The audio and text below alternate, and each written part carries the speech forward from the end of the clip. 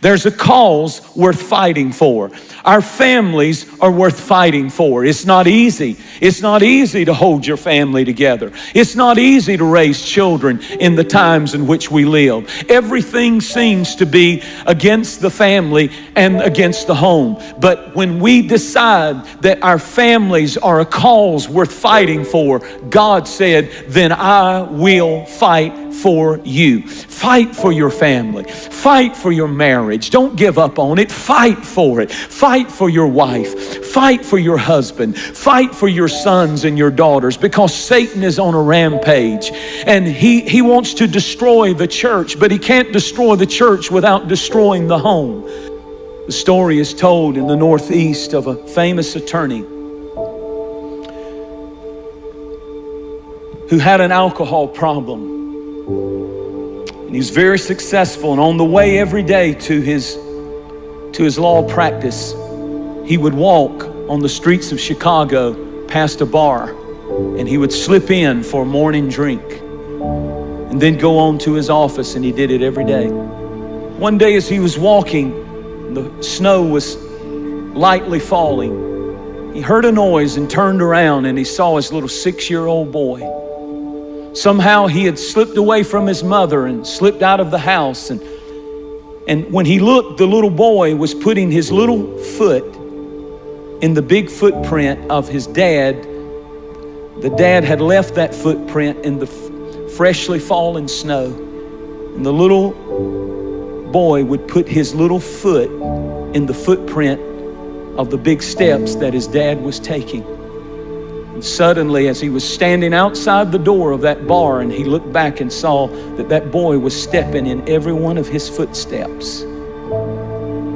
And he was smitten with conviction, and he ran and scooped the boy up and took him home and put him in the arms of his mother and ran downstairs. And he says he fell to his knees and he began to weep and cry. And he said, "Oh God, help me to never ever again allow my footsteps to lead my children to a bar, but let my footsteps lead my children to you."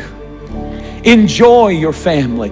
Love your family, because the enemy wants to do everything he can to divide and conquer and destroy. He wants to make your family miserable. He wants to make your marriage miserable. He wants to make your relationship with your children miserable. And we are not ignorant of his devices. It's costly commitment. It costs you something to hold your family together, to hold your marriage together, to hold your children together.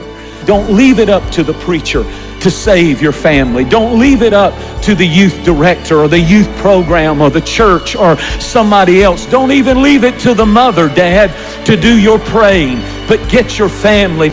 I love the words of Joshua when he said, "As for me and my house, we will serve the Lord." I want to say to parents and people who are here, fight for your family.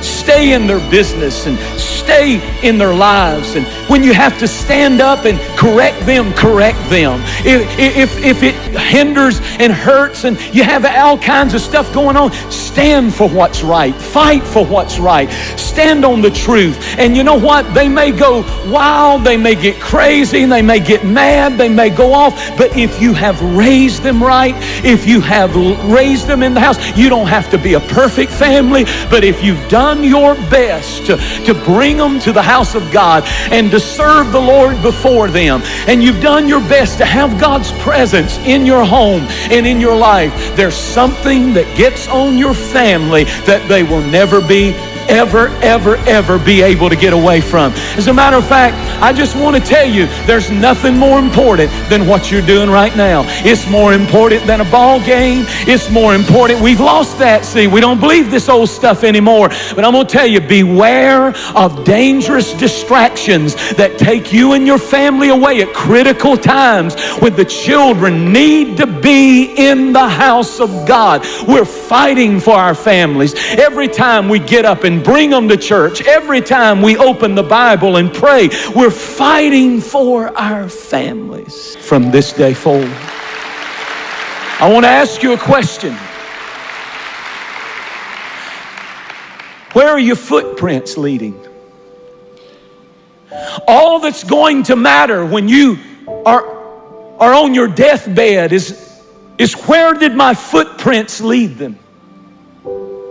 If you're leading your children to Jesus, if you're leading them to serve Him above all, prioritizing Him above all,